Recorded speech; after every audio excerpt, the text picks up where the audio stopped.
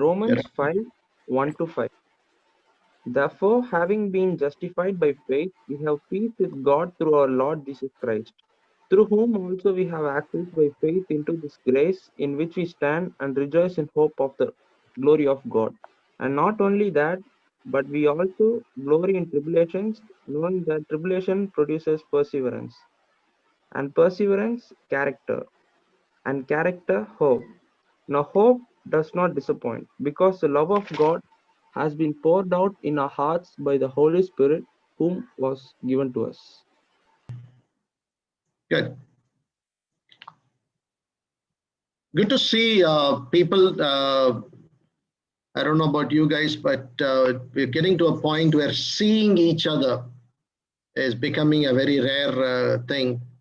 And it's a joy for me every month that I have this opportunity to see all of you and talk to you and share God's word. Thanks to Dr. Praise for the opportunity given. I don't take this lightly, even though I'm the pastor, but it's still nice to interact with all of you. Why don't we pray and then we will ask God's word to speak to us. Let's pray. Father in heaven, we thank and praise you for this time when you speak, when the blessed Holy Spirit wants to sow truth into our hearts. I pray, O Lord, that you will continue to shape us, inspire us. Lord, we come to you just as we are, and we pray, Father, that only you can lift us from where we are to where we need to be. Blessed Holy Spirit, be our teacher today, every day. In Jesus' name we pray. Amen. I have, I don't know where people get these, I don't know how people, find these videos and they send it to me. Interestingly, today, as I was thinking about this topic, I got two videos from two different WhatsApp groups. One video was a man who is not 1 inch taller than 3 feet. Picture this, imagine this. He's shorter than a dwarf. Okay, he has two normal hands. His upper body is about 3 feet. Okay, and he has two legs which are just about half a foot. Obviously, he cannot walk normally, but the video shows how he comes out in a wheelchair. He gets into, okay, use your imagination as I'm talking, okay?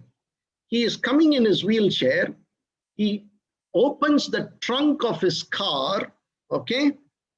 He opens the trunk of his car, gets onto it on his own, then lifts that wheelchair and puts it in the trunk. From the back of the trunk, he is crawling to his driver's seat. So now you imagine who is driving that car? He himself is driving that car. It is a modified car so that the seat itself and all the controls are different. He goes, he finishes his journey. The video comes where he comes back to his house, moves back from the front of the car, crawls back to the back, opens the trunk again, gets down, brings the wheelchair and goes inside the house. Are you able to picture what I'm saying? Okay. In all this, there is a smile in his face. In all this, there is a smile in his face. Look at his life. When we look at ourselves, when we call ourselves normal human beings, you can see your face, right, on the computer, on your whatever gadget that you are using. This is normal for us. Eyes to see, this is normal. I do not know what a blind man is going through. I do not know what a deaf person is going through. I do not know what it means to have polio. I do not have. My normal health is I have a head, legs, everything. So this is one video that came. A man with great physical challenges, but he has adapted himself to live. The other video that came, most of you would know, in the US it is Thanksgiving season, right? What is the time of Thanksgiving? Where families get together and they are supposed to give thanks to God and spend some quality family time. So this video is about a family, what you call as an ordinary family. Parents, siblings sitting together, and one of the children, out of nowhere, something, so the video doesn't give so much of clarity, but in the middle of a Thanksgiving lunch, which is such an important one, he throws tantrums. So much so, he suddenly gets up, holds the table and throws it like this. All the food gets splattered. Food is wasted, the day is wasted, what is supposed to be a good moment as a family is gone. You get what I am saying? On one side, you find someone with major challenges, but the right attitude. On the other hand, you find someone with great blessings and a bad attitude. Now I'm going to come to a middle point. Can you and I say, I am greatly blessed, I would like to have the right attitude? I would like to have the right attitude, because if you want to see altitude in your life, you require the right attitude. If you want to see great altitude, you require the right attitude, because it is not so much in the resources and the blessings of life. It is what kind of attitude I have toward what is happening. I hope you've been following so far, because I'm taking, in my opinion, a tough topic this evening. So I'm going to keep it brief, but I want you to follow with me. Think about the life of Emmanuel Tyageswaran. We all know who he was. That name rings a very sharp image, right? A man who was 25 years old, gone, right? We are all praying for Rubina, who is going through her own illnesses and challenges. Why do tough challenges, why do problems, why do difficulties come? And when those storms of life come, it can be loss of a job. It can be you're applying for a college and you did not get an admission. It can be where you're having a difficulty at your adolescent, at your young age, where you're not able to carry on with, get along with your parents. Maybe it is a sibling quarrel. Maybe it is different challenges. I want to talk to you on this very important point here. What do I do when I am going through a tough, stormy situation? Okay. Romans chapter 5, verses 3 and 4. Romans chapter 5, verses 3 and 4. Let me read it for us. Let me read from verse 1 onwards to put this in context. Romans 5, 1 to 4.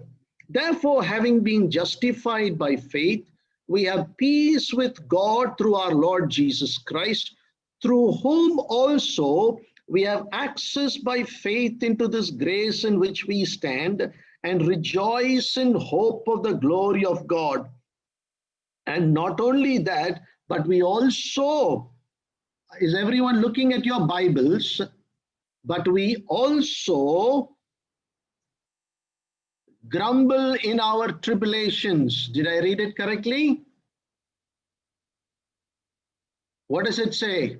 My version says grumble. No? Because the right word is you glory in tribulation, not grumble. So someone is surprised. What version is Pastor using? Right? It is not grumble in tribulation. We also glory in tribulation. Now that is where I come the point of attitude. Problems come. Problems will be there throughout our lives. You had problem when you were little boys and girls. We have problems in our young age. You'll have problems when you reach 30, 35, 40, 45. Health problems will start coming after 40, 50, 60, 70. Life in itself, that's why Jesus said, in this world you will have troubles, but be of good courage, for I have overcome the world. So the right attitude, as it teaches in verse 3, we also glory in tribulations, knowing that tribulation produces perseverance, and perseverance will produce character, and character will produce hope. Now look at the screen. You see, life will have tribulation. What should result from tribulation? Tribulation should produce in me perseverance. When will tribulation produce perseverance? Only when I have the right attitude in my tribulation. Only when I have the right attitude. Will you turn with me to the book of Lamentations? Paul Samuel, will you read it for us? Okay. Book of Lamentations, chapter 3. Book of Lamentations, chapter 3, verses 22 to 24. Lamentations 3, 22 to 24. Take your time and read it.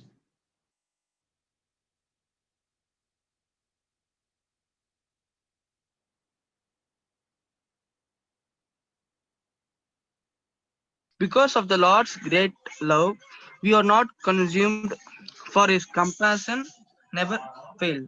They are new every morning. Great is your fullness. Faithfulness.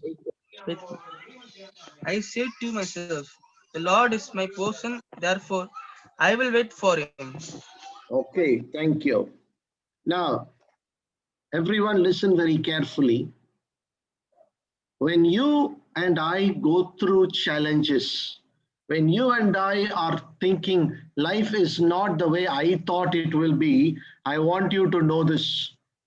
When life is not happening the way it is, you go to God and say, Lord, I am not happy where I am. I'm not comfortable where I am, but I would never want to live without God.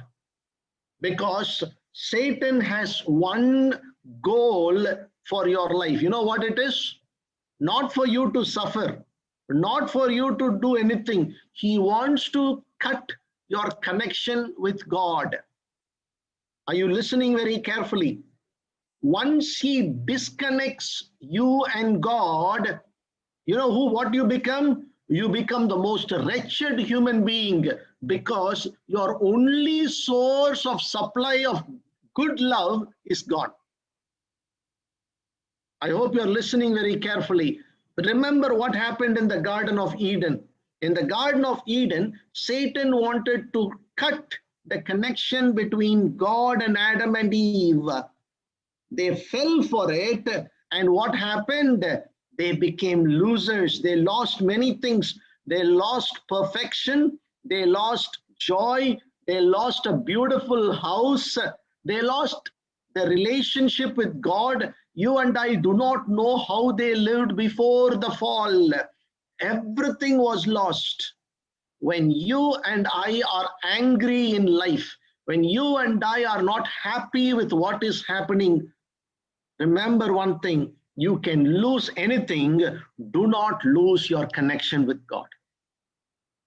Do not lose your connection with God, because that is when Satan will say, don't read the Bible, don't worry, go and fill yourself with anything else except with God. No prayer, no Bible, no church, no Christian fellowship. You get disconnected. But then tribulation will not produce perseverance. You know what tribulation will produce? It will make you lonely.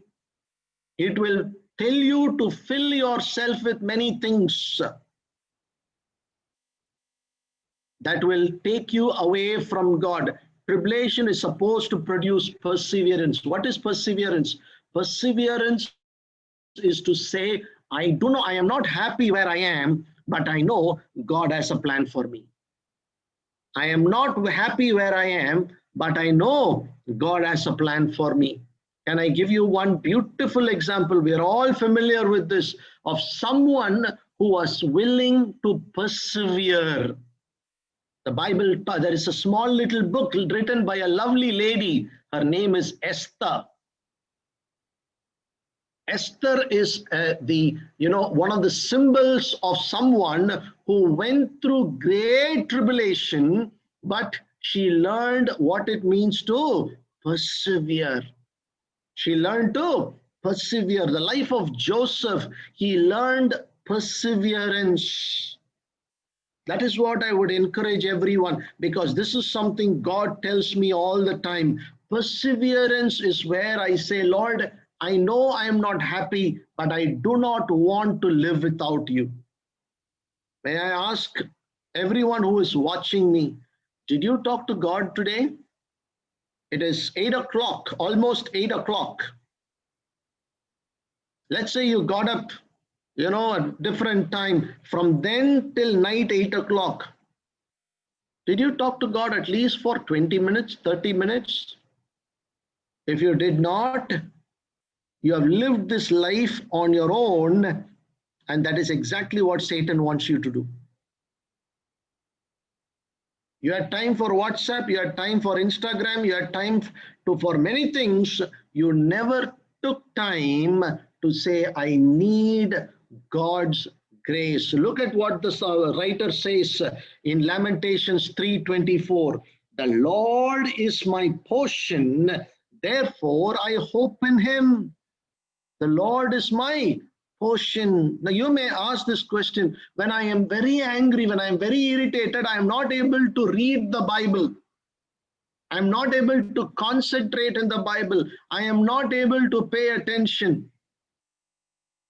Let me ask you this question. Do you sit and, reflect on every food that you eat? No. Many times you eat food and you're not even sure. If I ask you what you had for lunch, I don't know. I had something, but it went inside, right? It went inside. See, the Bible, you should pay attention and read, but sometimes everything will not go into your head, but still make sure that you feed your soul with the word of God. You feed your soul with the word of God. Psalm 119 verse 9, your word have I hid in my heart that I may not sin against you. Your word, your word, your word. I would encourage you, tribulation should produce perseverance. Number 2, perseverance should produce character. Perseverance should produce character. This is a very, very important one. For many of us, God has given us many things. God has given you education. God has given you resources. God has given you talents. You know what we lack? We lack character. We may compare with ourselves, oh, I am not like that person. I don't do things that they do. No. One of the things about character is we should have the willingness to listen and take correction. That is an important, a sign that we are men and women of character. What we call as a teachable spirit. What we call as a teachable spirit. Many times we don't want anyone to correct anyone. Now look at this. People don't want. Why? Because they feel, oh, I am fine. No, you are not fine. It doesn't produce the character that God wants. When you will realize when you are going through tough times, and then you say, Ayyo, how did I get here? How did I get here. Remember those two people? Jacob and Esau. The Bible gives a very strong word. Jacob have I loved, Esau I have not loved. No, Esau I have hated. You know, when God says that, that's a very strong language. The same Bible that says Lot was a righteous man, Job was a righteous man, Moses was the meekest man. You understand? Where God talks about Esau, Esau I have hated. You know why? Because they were not willing to enjoy godly character. Not enjoy godly character. Even in the worldly language, you use that, right? When wealth is lost, nothing is lost. When health is lost, something is lost. When character is lost, everything is lost. You know why that is? Because this is the one that leads to the last point. What is that? Hope. Which means if I do not have character, I cannot have hope. That is why the Bible warns, on that day, many will say, Lord, Lord, I did this in your name, I did that in your name, I did miracles, I drove out evil spirits. And what will the Lord say? I never knew you. I never knew you. Why? Because without character, you cannot hope. Life is very brief, my dear children. Life is very fragile. Remember the verse of this month? How fragile our life is. In Psalm 34, we read, I'm not predicting anything. I wish everyone would enjoy a beautiful life, a blessed life, and long life. But I want to tell you this. If and when Jesus comes, are you ready? Do you have that hope? If you want to have that hope, you should go through these steps. First of all, when tribulation comes, what should I do? What should be the right attitude? I should glory in my tribulation. And when I am in tribulation, I should say, Lord, help me to have perseverance. Help me to have perseverance. Not always saying, Lord, remove the problems, but Lord, help me to go through this. Help me to go through this. And when you go to God and seek his mercy, I want to tell you, the Bible says in Jeremiah 33:3, call unto me and I will answer you. Call unto me and I will answer you. And I want to tell everyone listening to me, when you are going through that, ask God, Lord, help me to have the right attitude. Or if I have troubles, oh, God has caused it. Let me go away from God. Let me enjoy this life. Let me indulge in all kinds of sin. No, because if you are not enduring tribulation, you will not have character. And as I said already, if you do not have character, there is no hope. There is no hope. If you want to have the hope of eternal life, if you want to really say, one day I will be with the Lord, then you have to go through this. There is no shortcut. I want to tell every person listening to me, please be very careful, because this is the formula God has given. Tribulation produces perseverance, perseverance produces character, and character will produce hope. Let me give two examples and I will close.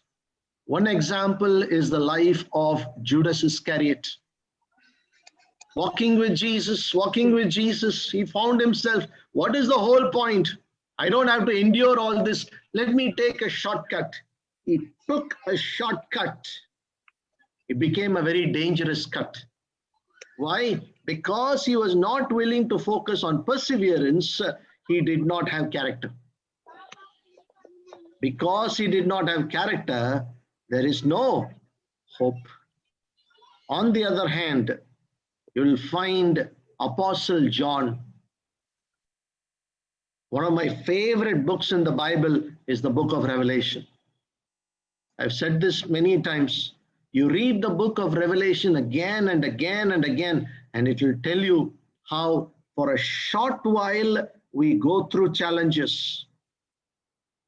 But for eternity, there is great reward. So I want to encourage you. If you are upset, angry, irritated, please be careful what attitude you have. Because if you do not glory in tribulation, tribulation will not result in perseverance. If you are not willing to, it's not easy. I want to tell you that very bluntly. For no one, life is easy. You, from your perspective, will say, oh, grass is greener on the other side. But for everyone, there are challenges. You know how many rich people are prone to suicidal tendencies? You may say, oh, they have everything. Everyone goes through that.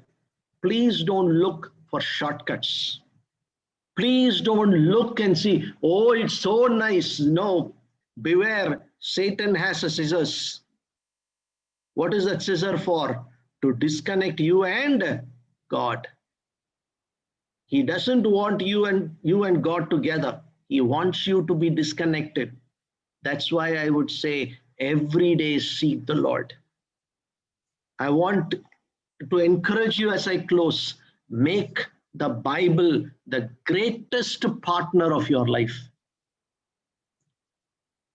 Nourish reading God's word every day. There is something called an accountability partner. I don't know if you have heard that. Where among friends, you can ask yourself, share your thoughts. See, these are things that many people don't have. You know what will happen when they've come to later stages of life? They will realize they have everything, but they have missed out on what is important. That is why the Bible says, what good does it do to a man to gain the whole world and lose his soul? That is my heart's desire for every one of you, that you will not miss out. Because at the end of it, it'll be only one of two. To the righteous, the Lord will say, come in, good and faithful servant. To others who are so busy, oh, I was busy earning money. I was busy getting my career settled. I was busy looking for other things. I was busy.